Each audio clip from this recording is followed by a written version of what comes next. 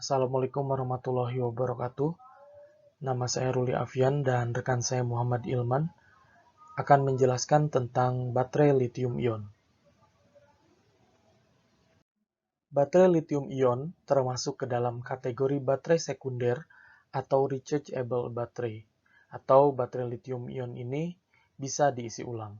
Baterai lithium-ion banyak digunakan pada elektronik portable seperti handphone, laptop, maupun smart car.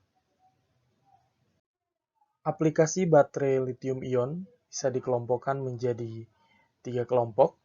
Yang pertama, consumer electronic and device. Ini biasanya digunakan untuk smartphone, laptop, tablet, power tools, personal care.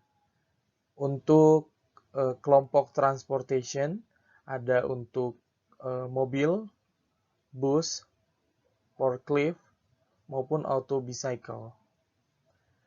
Untuk kelompok grid energy and industry, ada stationary energy storage, grid energy, renewable energy, dan portable energy storage.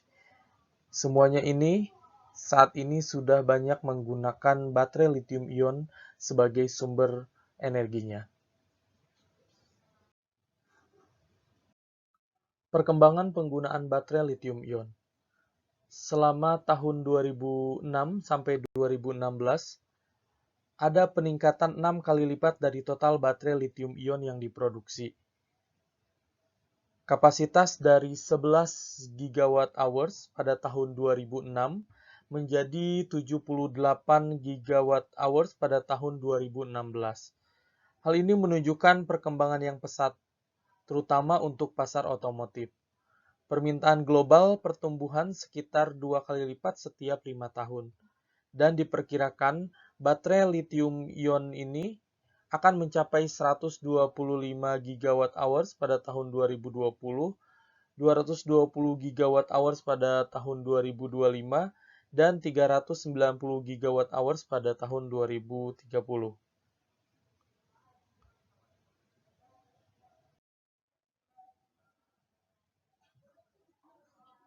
Mengapa baterai lithium-ion? Ada beberapa alasan kenapa baterai lithium-ion banyak digunakan saat ini sebagai sumber energi. Yang pertama adalah lithium memiliki electrochemical potensial lebih tinggi dari material lain, yaitu sebesar 3,04 volt. Yang kedua, high gravimetric capacity-nya sebesar 3.861 mAh G⁻⁻1 dan high volumetric capacity-nya 2061 mAh cm²3. Nah, baterai lithium-ion ini juga cocok untuk perangkat nirkabel, baik HP maupun perangkat elektronik lainnya. Namun ada beberapa kekurangan dari baterai lithium-ion. Yang pertama, lithium-ion tidak tahan terhadap panas. Yang kedua, isi ulang baterai yang berlebihan akan memperpendek usia baterai itu sendiri. Yang ketiga, rentan meledak. Yang keempat, jumlah material lithium di perut bumi hanya 0,0065%. Selanjutnya, proses charge dan discharge pada baterai lithium-ion. Berikut gambar proses discharging pada baterai lithium-ion. Elektron berpindah dari anoda menuju ke katoda akibat adanya perbedaan potensial. Lalu ion lithium bergerak dari anoda ke katoda melalui separator dan elektrolit. Nah, pada proses ini akan menghasilkan densitas daya pada baterai. Selanjutnya proses charging. Pada gambar berikut, kita bisa melihat bahwa adanya pergerakan elektron berpindah dari katoda menuju ke anoda akibat adanya perbedaan potensial. Terjadi pula pergerakan ion lithium dari katoda melalui separator dan elektrolit ke anoda. Nah, pada proses ini, baterai bisa menyimpan energi yang banyak ketika dilakukan charging dalam waktu yang lama. Lalu bisa digunakan energi tersebut ketika dihubungkan dengan beban. Selanjutnya komponen-komponen baterai pada lithium-ion. Nah, pada anoda Anoda atau elektroda negatif umumnya terbuat dari grafit atau karbon dan dilapiskan pada tembaga foil. Ada beberapa syarat material bisa dijadikan sebagai anoda. Yang pertama, dapat bereaksi reversibel dengan litium. Yang kedua, dapat mengakomodasi beberapa litium ion per atom logam untuk memberikan kapasitas tinggi.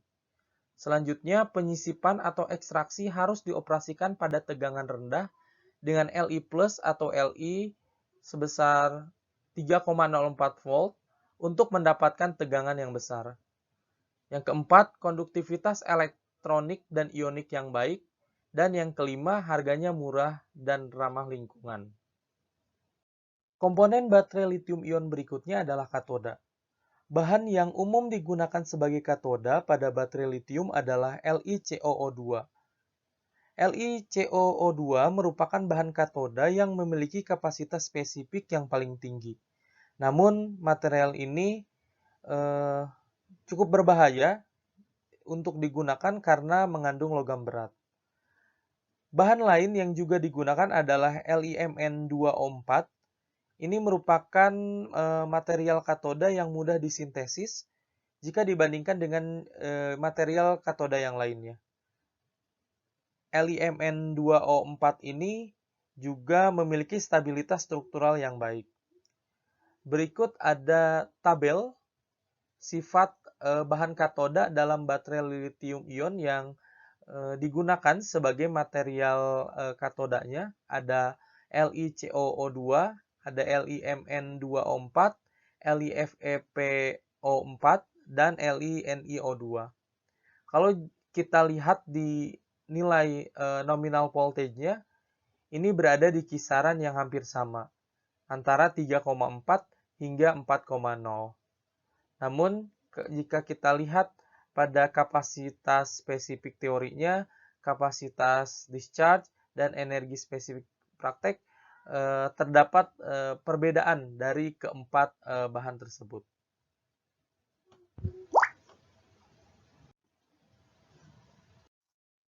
Nah, ada beberapa bahan yang juga bisa digunakan sebagai katoda, namun harus memenuhi syarat-syarat seperti berikut.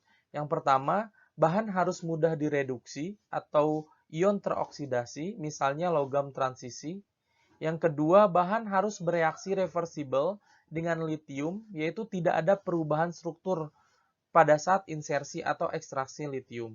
Yang ketiga, bahan harus mampu beroperasi pada tegangan tinggi atau sekitar 4 volt untuk memberikan kapasitas penyimpanan energi yang tinggi. Yang keempat, proses insersi atau ekstraksi harus cepat untuk mencapai densitas daya atau power density yang tinggi. Yang kelima, bahan harus memiliki konduktivitas elektronik dan konduktivitas lithium-ion yang baik.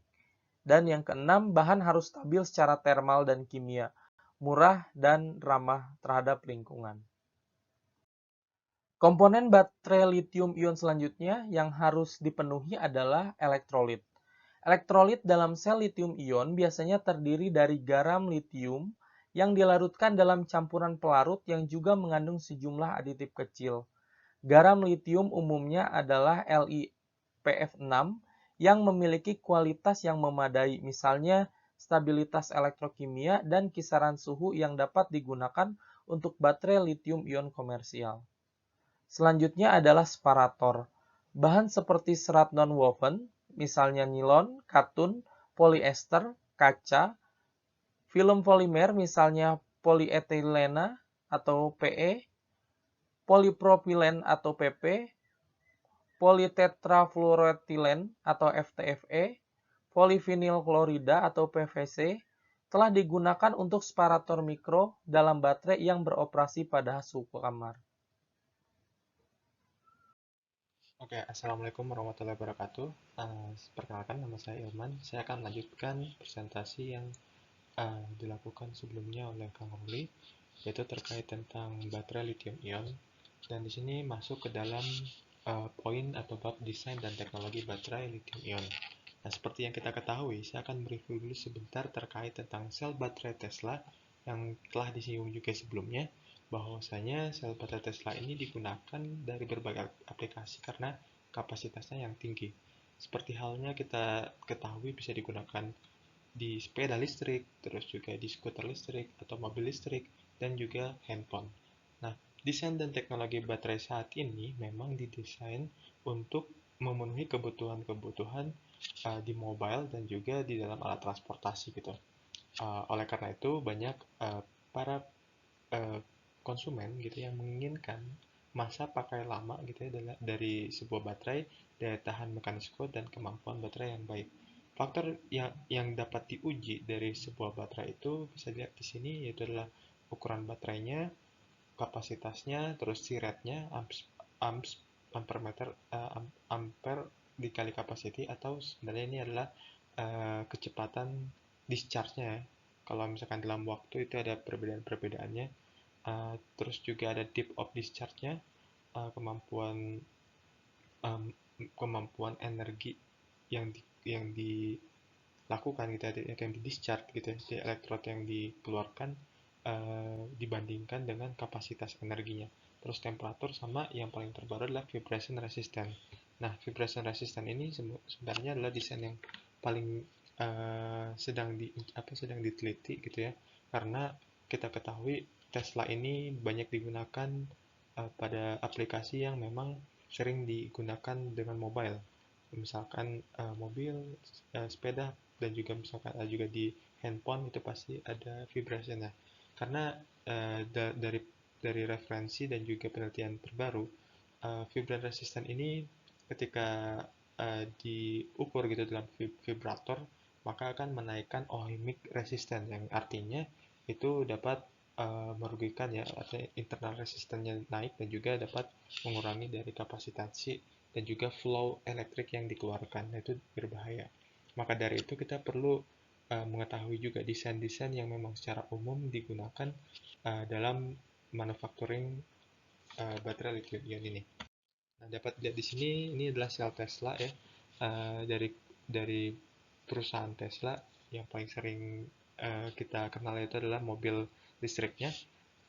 Di sini adalah sel Teslanya, yang dimana seperti baterai pada umumnya, sel Tesla ini atau baterai lithium ion ini terdiri dari anoda, katoda, dan juga elektrolit gitu ya. Nah, kita lihat di sini grafit itu berperan sebagai anodanya. Terus juga ada NCA atau nikel cobalt aluminium oxide yang sebagai katodanya, serta di sini ada elektrolit dan juga separator gitu ya. Dan ditambahkan arus kolektor, foil-foil yang dimana tembaga yang dikaitkan dengan grafit, terus juga aluminium yang dikaitkan dengan NCA atau di katodanya.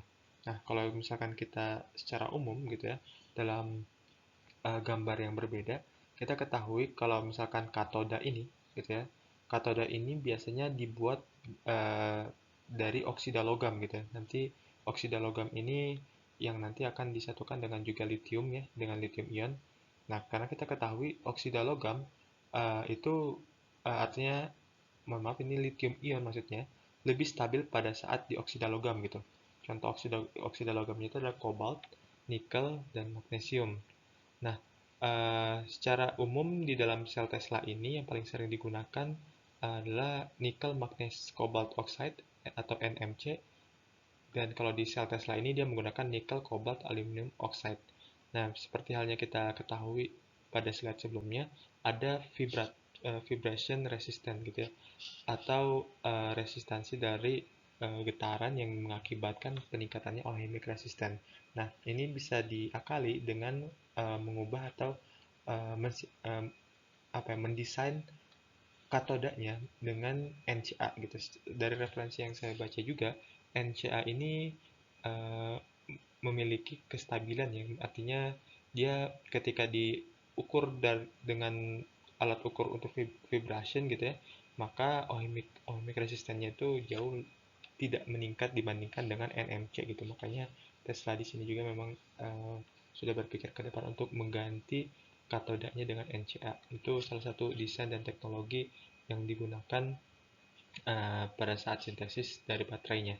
Terus selanjutnya, seperti kita ketahui, ketika kestabilan dari sebuah elektron ini gitu ya, di dalam sebuah animasi ini, ketika melakukan charge gitu kan, ada charge-nya, maka elektron itu pasti akan berkumpul dalam foilnya, atau di sini dalam hal ini katodanya adalah aluminium, dan terus ditransferkan ke anoda gitu ya. Nah, anoda di sini yang paling sering digunakan adalah karbon material.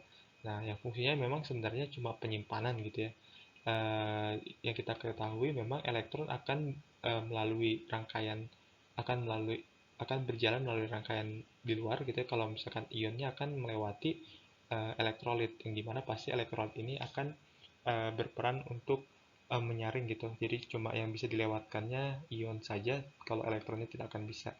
Nah, anoda ini biasanya menggunakan karbon material atau mesokarbon mikrobit gitu ya, yang berbasis grafit. Nah, yang biasanya ketika sintesis itu di-press atau dibuat seperti ini, nantinya jadinya press atau juga di-binder gitu ya, disatukan menggunakan sebuah polimer, yaitu polyvinylidena fluorida yang dilarutkan dalam N-metil pyrrolidone, yang biasanya dalam sebuah kasus tertentu itu menambahkan aditif gitu ya, atau black carbon juga. Fungsinya sebenarnya bukan untuk meningkatkan kapasitansi ya, karena ini kan fungsinya penyimpanan, tapi lebih meningkatkan karakterisasi plastiknya yang nanti berhubungan dengan proses reaksi dengan elektrolit, yang sebenarnya intinya untuk mencegah adanya reaksi yang sehingga bisa mendegradasi si elektrolit. Nah, seperti yang kita ketahui, ketika degradasi elektrolit memang ketika elektrolitnya hilang gitu ya, habis gara-gara kondisi tertentu, apakah memang suhu meningkat dan lain-lain, itu akan terjadinya arus singkat gitu atau arus pendek, yang dimana dapat menyebabkan ledakan. Nah, oleh karena itu di dalam sebuah desain baterai juga menggunakan separator ya, yang biasa berfungsi gitu untuk uh, permeable atau memfilter gitu uh, elektron atau ion yang menyebabkan short atau arus pendek tersebut gitu. Karena memang ukuran dari porosnya itu sangat kecil gitu ya, mikroporos. Nah, biasa yang digunakan adalah poros dari juga polimer, yaitu polipropilen separator atau juga polyethylene. Nah, polypropylen dan polyethylene ini ada perbedaan dari segi melting point-nya, yang dimana polyethylene ini sangat tinggi gitu ya melting point-nya, artinya dia tidak mudah meleleh, dan memang ini biasa digunakan untuk multi layer juga, jadi untuk ketahanan lebih baik. Itu untuk desainnya, yang pastinya memang mereka ini dibuat menggunakan teknologi-teknologi sintesis yang baik, seperti misalnya dilakukan dalam kondisi vakum ya, atau menggunakan gloves box gitu ya, dalam kondisi atmosfer argon, yang memang fungsinya itu tujuannya adalah ketika saat sintesis tidak ada faktor-faktor dari luar gitu ya, yang dapat menyebabkan kesalahan atau kerusakan dari sintesis itu tersebut. Nah, efek dari desain dan teknologi ini itu berpengaruh terhadap elektrik karakteristiknya gitu, atau karakteristik dari sebuah baterai, performansnya, dan juga beberapa karakteristik lainnya. Nah, ini pada bab selanjutnya dibahas terkait hal itu. Seperti kita lihat di sini ada baterai Tesla ya, yang dimana secara umum karakteristiknya bisa kita lihat di sini. Ada discharge voltage-nya itu kisaran antara 3,5 sampai 3,7 volt. Terus ada cycle life-nya yaitu 500 sampai 1000 cycle. Terus ada energy density atau kapasitas energinya itu bisa sampai 150 sampai 200 watt hour per kilogram, atau 250 sampai 400 watt hour per liter gitu. Terus juga self discharge-nya ini 6 sampai 10% per year. Artinya self discharge itu memang uh, ketika pada saat tidak dihubungkan dengan rangkaian apapun, ini bisa terjadi discharge sendiri gitu. Karena ini disebabkan faktor kerusakan yang seperti halnya tadi, ketika ada faktor-faktor eksternal yang merusak sintesis, maka akan terjadinya self discharge atau membuat hubungan uh, membuat rangkaian di internalnya gitu ya, walaupun kita tidak menghubungkan internal luar gitu. Nah, ini bisa saja seperti penumbuhan dendrit, jadi ada salah satu material ya, yang memang ketika dalam kondisi tertentu itu dapat menyebabkan seperti rumput liar lah, yaitu yang menyebabkan ya kerusakan juga dari baterainya itu bisa menyebabkan self discharge. Dan untuk lithium ion gitu 6-10% per year-nya gitu. Selanjutnya ada operating temperature range-nya, itu bisa di kisaran minus 20 sampai 60 derajat Celcius. Terus juga maksimum discharge current-nya itu 2 C ya, atau siret ya biasa digunakan atau disebutnya. Nah, ini seperti halnya dengan kecepatan dari apa namanya discharge-nya gitu. Kecepatan untuk dia apa sih sebutnya itu ketika dia kondisi discharge itu biasa sampai 30 menitnya.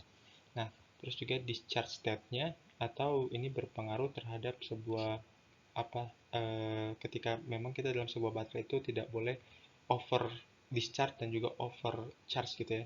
Nah, ini direkomendasikan untuk lithium ion itu depth of discharge-nya, atau eh, kapasitas discharge yang keluar, atau elektron-elektron yang di flow kan gitu atau dikeluarkan gitu, itu bisa menyimpan kurang lebih 30%-nya, atau di sini disebutnya 50-70% yang keluar dari kapasitasnya gitu ya. Ini untuk supaya apa namanya baterainya lebih tahan lama juga ya, cycle life-nya juga lebih baik gitu, terus juga kapasitasnya juga lebih bagus, struktur-struktur dari elektrodnya juga lebih bagus gitu ya.